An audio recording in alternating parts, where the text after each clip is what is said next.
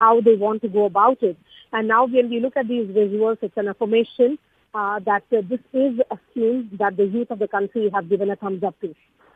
Maria, I'm given to understand that there were about 19,000 youths that are training right now.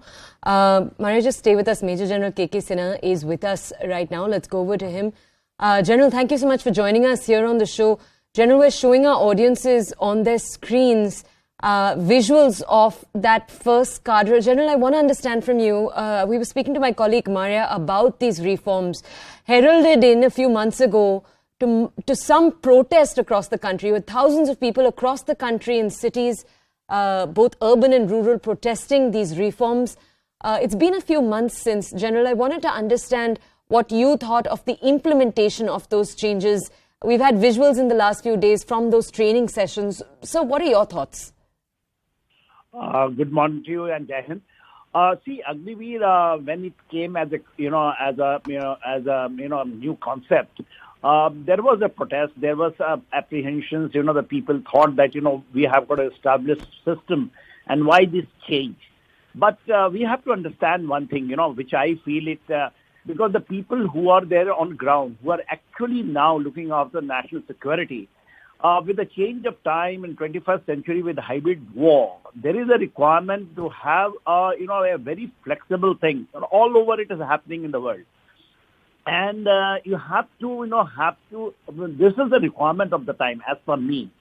Because see, in our earlier structure, it has proven in war that is okay. But you just can't have a status quo mentality in everything. You have to walk with the time. And it is not a conscription. You have to have the fresh things, and it is happening because war fighting has become very difficult, and it requires a change and a clear update. In war fighting, if you have got the same old chap, who joins and carries on, but we are doing it, the technology which is required, because you catch the catchment which you get it, which has to be absolutely young blood, and the technical savvy is also a time frame it has got. It becomes redundant after some time, and the people who are new, fresh blood has to come. And I feel, this is and I have been speaking from day one, because we have to believe the people who are there on the ground, who is now thinking ahead. This Agniveer is not because of someone, some sinister design it has been brought. It has been, scientific touch has been given. All three chiefs have been speaking who are there, who matters. Sir, could I ask you? We have been in service. Could I come to you with another question here? As our audiences perhaps already know, one of the biggest changes Agniveer brought was the far shorter duration of the involvement of cadres once they do join the army. What that's also meant, though, is that the training period has been, the government has said, optimized, but it's essentially been trimmed down. And I wanted to understand from you, have you had a chance to review what that training schedule has looked like? Do you think it is successfully managing to optimize the young men who are going to be laying down their lives for the country, perhaps? See, one thing is there, you have to understand, joining the armed forces, the military or the security establishment is not just, it is laying down the life. That is a part of the game. Right. You get motivated, and, your conditions, your challenges are there that you have to do it and be ready to, sacrifice. And that is exactly the challenges. And that is the way, in all over the world, and including in India, the way we have got our regimentation. There are certain things good of the previous things, establishment and the system, which has to be, and probably there is a constant change is being taken place. Right. Agniveer is not that the way it is perceived. It is changing every day. And so what are your thoughts on that optimized training schedule? We were just telling our audiences earlier, it used to be from 6 months to 2 years. Right now, it's been trimmed down to between 24 weeks and 31 weeks. What are your thoughts on that, sir? Have you had a chance to look at the schedule?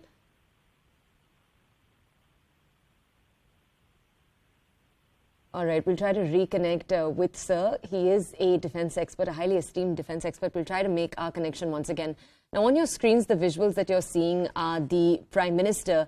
And as you can see, just for a second over there was also the Defense Minister, Rajnath Singh. Both of them were present there. This is the Agnipath scheme. You remember it was announced by the Defense Minister, Rajnath Singh, on June 14th last year. It involves recruiting soldiers, airmen and sailors. They'll serve the force for a contractual 4-year period. Remember, this was the big change. post that term of engagement, only 25% will be enrolled into the regular cadre. The rest, as per the Ministry of Defence, would be released. They'd be, according to the Ministry of Defence, the language used was, they'd be empowered and upskilled for a second career in civil society. This is the first batch that we're taking a look at. My colleague Pallavi is actually with us right now for more context. Let's go over to her. Pallavi, if you could just give our audiences more context. We've walked our audiences through what the last few months have looked like, right from the government's announcement, some of the controversy, but then it's the seeming dying down of that controversy, the training sessions that have been taking place over the last few months, and now to this day that we're on our screens. Could you bring us more context? Well, I mean, the whole idea of this scheme essentially, Toya, was that, people between the age of 17 and a half to 23, that's the time age limit which is actually being thought of. They can join the armed forces through this lateral entry, which is called the Agniveers scheme.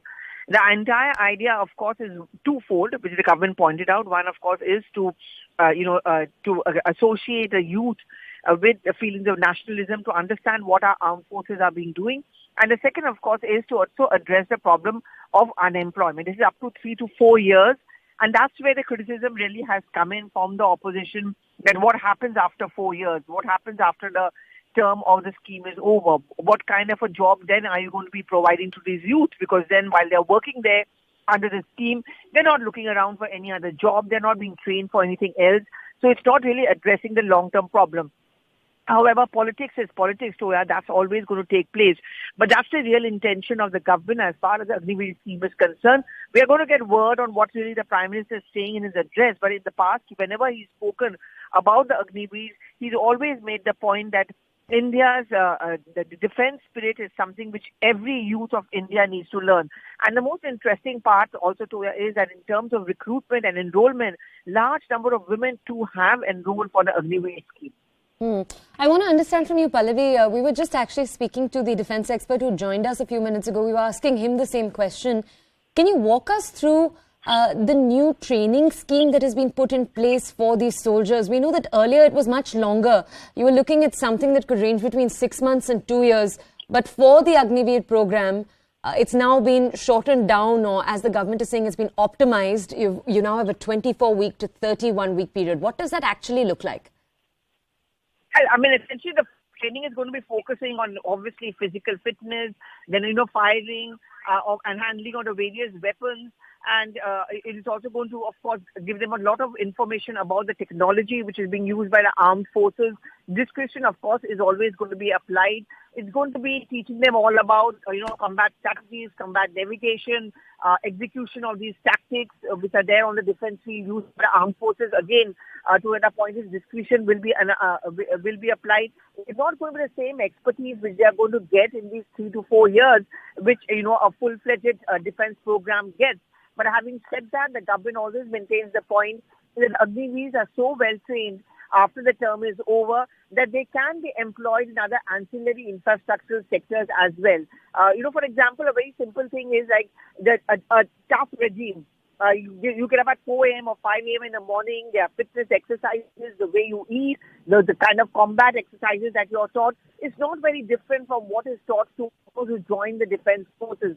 And that's the idea to instill a sense of discipline and order, to learn the combat strategies, and so you're well equipped to understand what India's defense forces also go through in case of a situation where there is a tension between India and, say, the border.